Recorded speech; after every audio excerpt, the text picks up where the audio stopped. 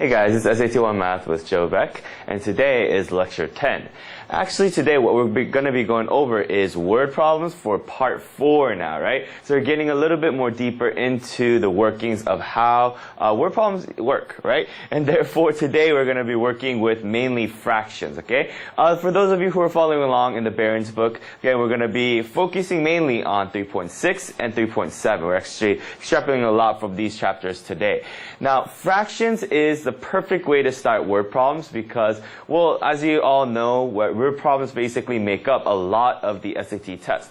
However, right, fraction problems make up a bulk of those as well. And understanding fraction problems is key in order to understand how any of the word problems work in the SAT. So if you guys get the basis of fractions, then you guys will be fine. So therefore, we're going to be doing a lot of work with these today, okay?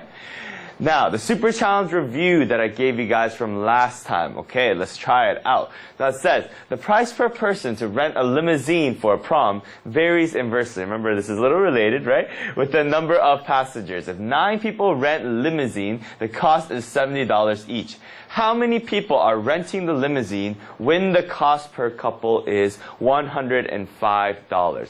Now, one thing that you guys should have noticed from this is, well, this is from the last lecture, right? It says, it's a key part, varies inversely, right? So this word inversely is the first thing that you guys should have seen, which means that we are dealing with proportions here, right?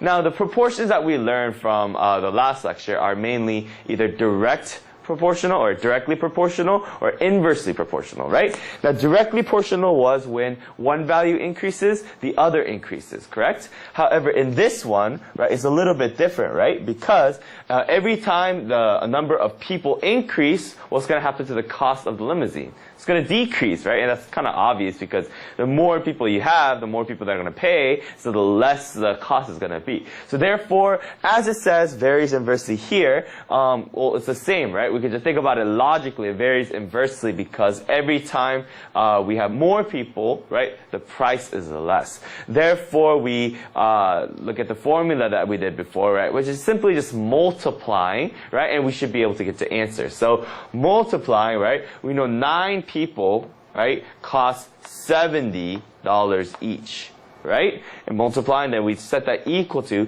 how many people are renting a limousine when the cost per couple is $105. Okay? Now we say, okay, we do not know how many people are renting a limousine, but we do know, right, times that the price is $105, right?